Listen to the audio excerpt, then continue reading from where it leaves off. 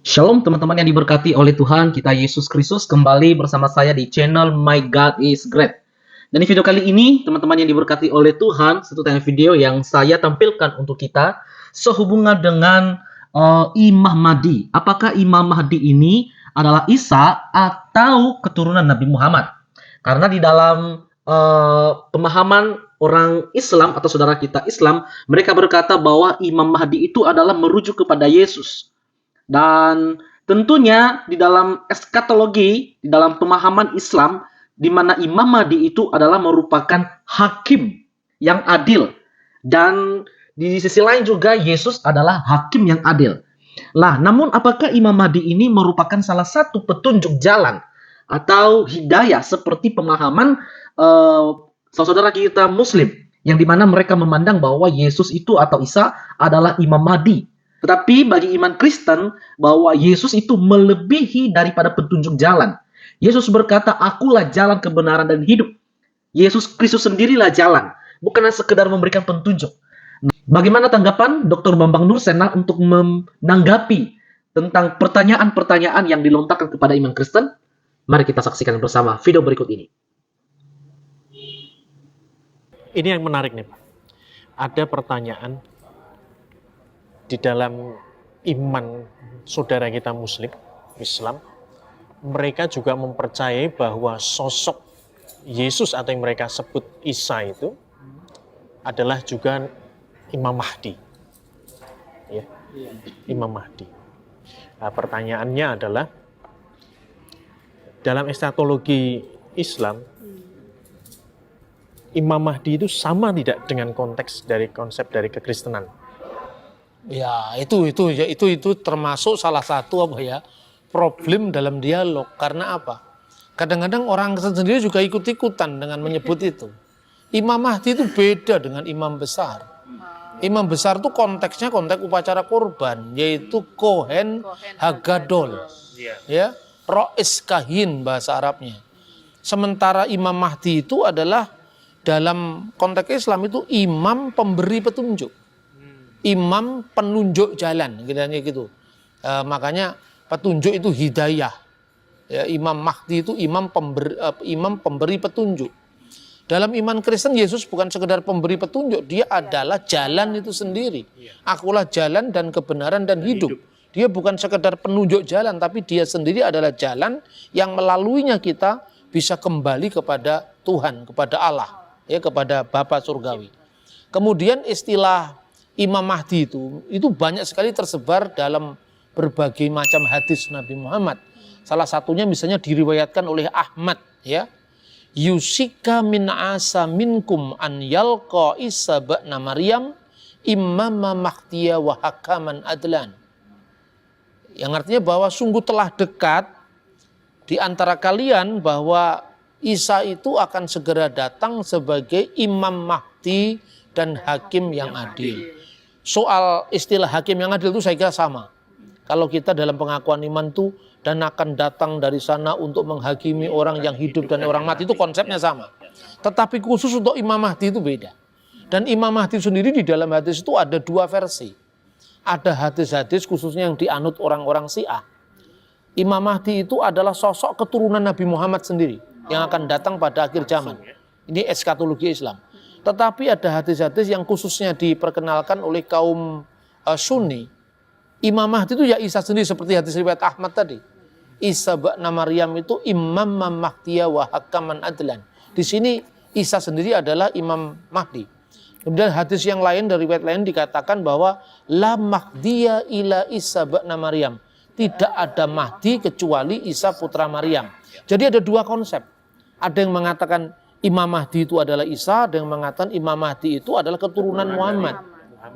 Ya, dan ini di dalam hadis itu bisa kita baca sendiri lah, karena sekarang online pun kita bisa mencari tahu tentang informasi tentang konsep itu. Iya, Bapak saya mau tanya, jadi apakah kita umat Kristen akan salah apabila kita memahami gelar Yesus sebagai Rasul? Misalnya ada pertanyaan dari teman kita umat Islam, bahwa Rasul kita itu Muhammad, sedangkan dari umat Kristen Rasul kita itu Yesus. Jadi pendapat Abah itu bagaimana? Ya kalau dipahami rasul dalam pengertian kitab Ibrani ya memang iya, itu teksnya jelas kok. Yesus itu adalah rasul menurut surat Ibrani. Tetapi kalau dipahami rasul kemudian disamakan dengan rasul dalam pandangan Islam, saya kira ya tidak. Karena apa? Kalau dalam pandangan Islam, yaitu tadi rasul itu adalah nabi yang wajib menyampaikan itu kepada umat. Dan ini memang berbeda. Jangan hanya gara-gara kita ini mau toleran ya, tapi kemudian batas-batas pemahaman teologis itu kemudian dipaksakan untuk tidak sama gitu. Untuk tidak berbeda, harus sama. Kita memang tidak sama tapi harus bisa bersama-sama. Sebab kalau dipahami rasulku adalah Muhammad, rasulmu adalah Yesus, lalu orang mengatakan, lah ini kan Alkitab sendiri mengatakan Yesus rasul kok. Hendaklah orang mengakui bahwa engkaulah satu-satunya Allah yang benar dan Yesus Kristus yang engkau utus. Lah ini kan sama saja dengan la ilaha illallah Isa al-Masih Rasulullah. Dalam pemahaman Islam tentu ini berbeda.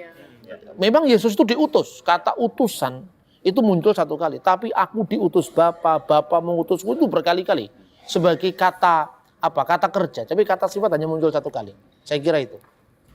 Baik Abah, terima kasih. Ya, Bapak, dalam konteks Ibrani 7 tentang Kristus dan Melkisedek, seringkali kita membandingkan antara Kristus dengan Melkisedek. Ya, mungkin bisa diberikan penjelasan mengenai siapa sih sosok Melkisedek ini, Pak? Sebab ada ayat yang berbunyi dalam Ibrani 7 ayat 3, ia tidak berbapa, tidak beribu, tidak bersilsilah, harinya tidak berawal, dan hidupnya tidak berkesudahan. Bukankah ini lebih hebat daripada Yesus? Ya, jadi maksudnya Melkisedek tidak berbapak, tidak beribu aja nggak disebut Tuhan. Kenapa Yesus punya? Yesus hanya nggak punya bapak aja disebut Tuhan. Itu gimana Bapak? Ini saya teringat dengan satu buku kuno sekali yang saya baca waktu saya masih SMA. Judulnya itu Dialog Masalah Ketuhanan Yesus. Ini karya dari Kiai Haji Bahauddin Mudari. Dia rupanya dialog dengan seorang pemuda Katolik dan akhirnya pemuda Katolik ini mu'alaf. Yang Anton Widuri itu ya? Antonius Widuri, makanya ada lagunya. Widuri ada lagunya itu. Yang modern itu. Oh, enggak. Itu hanya intermezzo. Itu hanya intermezzo. Tapi artinya gini, saya menghormati setiap orang yang memilih karena kesadaran pilihannya. Itu kan hak asasi manusia kan. Mau ada orang mu'alaf, mau ada orang pindah agama, ya biar saja lah. Itu kan pilihan bebas. Cuman kalau ada orang yang jadi Kristen karena bertobat ya jangan dihalangi. Kan itu kan kebebasan beragama kan fair toh. Kalau ada orang mu'alaf kita sambut, kenapa kalau orang jadi Kristen kok tidak disambut? Itu dipersulit kan gitu kan.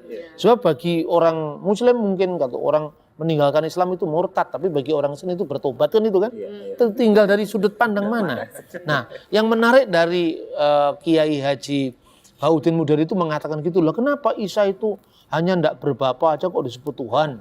Padahal Melkisedek tidak berbapa, tidak beribu, tidak bersilsilah, tidak pernah disebut Tuhan, hidupnya tak berkesudahan dan seterusnya. Ini sebuah sebuah idiom yang tidak bisa dipahami secara harfiah. Makanya membaca Alkitab itu mesti lihat konteks sejarahnya. Yang kedua, dia melihat terjemahan. Terjemahan Alkitab seperti King James Version, NIV, American Standard Bible, terjemahan baru lain ini dikenal sebagai terjemahan harafiah. Terjemahan harafiah itu sedapat mungkin dia harus cocok dengan idiom aslinya. Misalnya, kalau dibandingkan dengan bahasa Arab ya, ada istilah yang disebut jumlah ismiyah dan jumlah fi'liyah. Bahasa-bahasa Timur Tengah jumlah fi'liyah itu adalah kalimat yang diawali dari kata kerja. Kalau jumlah ismiyah itu yang diawali dari kata benda. Jumlah itu kata ya Pak? Jumlah itu artinya kalimat. Iya. Kalau balajonya jumlah itu kan kalkulasi kan ada pergeseran makna. Sementara kalau kalimah itu sendiri dalam bahasa Arab artinya kata. Jumlah itu kalimat, kalimat itu kata. Misalnya, Bereshit bara Elohim et hasamayim ve et sa'aret. Bereshit itu pada mulanya, in the beginning. Di sini kata kerjanya lebih dulu. Ya kan, bara Elohim. Pada mulanya diciptakan oleh Elohim et hasamayim ve et sa'aret. Langit dan bumi. Kalau diterjemahkan dalam bahasa Jawa, bahasa Melayu ini jadi aneh. Pada awal mula diciptakan Allah akan langit dan akan bumi, kan akan kemana? Makanya diterjemahkan dengan terjemahan yang lebih cantik ya, lebih luas. Pada mulanya Allah menciptakan langit dan bumi. Kata ini yang tidak berbapa, tidak beribu, tidak bersih itu idiom pada saat itu. Dalam bahasa Yunani itu disebut bahwa Melkisedek itu adalah apator, ametor, agenealogetos. Apator tidak berbapa, ametor tidak beribu, agenealogetos tidak bergenerasi, tidak bersilsilah. Itu maknanya bukan dia itu lahir dari batu atau turun dari langit, enggak. Itu ungkapan yang artinya, makanya dalam terjemahan bahasa Indonesia sehari-hari BIS atau dalam Today English Version atau di dalam sekarang yang paling baru terjemahan bahasa Indonesia masa kini diterjemahkan. Nama bapaknya tidak diketahui, nama ibunya pun tidak diketahui. Begitu juga silsilahnya. Kenapa nggak diketahui? Kalau waktu itu ada di sidang pengadilan ya, dia tidak punya bapak, ditinggal mati bapaknya. Itu disebut apator, tidak berbapak. Ibunya siapa? Kalau ibu bapaknya mati, apator ametor. Kalau dia orang kabur kanginan, bahasa Jawa, what is the meaning of kabur kanginan? Nggak jelas identitasnya, yaitu tadi, tidak berbapa, tidak beribu, tidak bersilsilah. Itu idiom dari abad pertama. Kenapa dalam konteksnya Melkisedek ini? Karena Melkisedek itu adalah imam sebelum Harun. Dicari di buku imam di Israel sana nggak ketemu, itu memang kakek moyangnya Musa dan Harun kok. Bahkan dialah yang memberkati Abraham. Yaitu di dalam nama El Elyon, Allah yang maha kekal, diberkati seperti itu. Dan Abraham sebagai tanda tunduk kepada orang yang berotoritas lebih tinggi, dia membayarkan persepuluhan. Ya kan? Abraham diberkati oleh Melkisedek. Jadi ketika seperti Yesus, ketika dilacak dari silsilahnya Harun nggak ketemu, maka ayat pasal 3 ayat berapa tadi harus bandingkan dengan pasal 7 ayat 14. Kita bisa melihat di sana, sebab telah diketahui semua orang bahwa Tuhan kita berasal dari suku Yehuda, dan mengenai suku itu Musa tidak pernah mengatakan sesuatu apapun tentang imam-imam. Ya kan? Ayat 15, dan hal itu jauh lebih nyata lagi jikalau ditetapkan seorang imam lain menurut cara Melkisedek. Jadi apa? Jadi Yesus nggak sesuai dong, karena dia bukan keturunan Harun, ya, bukan imam Harun. Padahal Mesias itu, Mesias itu harus bermatra 3 tadi, imam, nabi, raja.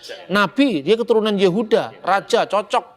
Menggenapi nubuat Ulangan pasal 18 ayat 15 dan 18. Raja juga cocok, yaitu firman Tuhan kepada Adonai Tuanku. Neum Hashem Ladoni, firman Tuhan kepada Tuanku. Tuanku ini Raja Mesias. Malka Mesiha dalam beberapa tafsir Yahudi cocok. Tapi imam, dia bukan keturunan Harun. Lalu dasarnya apa? Daud sudah menubuatkan itu. Tuhan sendiri telah bersumpah dan dia tidak menyesal. Engkau adalah imam untuk selama-lamanya menurut peraturan Melkisedek. Mazmur 110 ayat 4. Ya. Ata kohen leolam al diberati Melkisedek. Engkau adalah imam untuk selama-lamanya menurut peraturan Melkisedek. Jadi kira-kira Yesus itu imam besarnya itu honoris causa. Gitu? Kalau di Jawa Tengah itu namanya angabei, kan tidak lewat jalur khusus, tidak lewat jalur biasa, tapi lewat jalur khusus. Jadi itu maknanya, tidak berbapa, tidak beribu, tidak bersilah, tidak dalam makna memang dia tidak punya bapak, tidak punya ibu. Makanya membaca Alkitab itu tidak bisa seperti simsalabim, tidak bisa. Dia harus memakai metodologi yang benar ya. Yang berkaitan dengan sejarah dan juga eksegese yang baik, bukan eisegese, memasukkan makna kita kemudian kita cari ayatnya. Saya kira itu ya penjelasan saya tentang makna Yesus disebut rasul dalam perspektif iman Kristen sendiri yang berakar pada pemahaman kitab Perjanjian Lama yang diteruskan oleh para rabi-rabi Yahudi mulai dari zaman klasik sampai sekarang.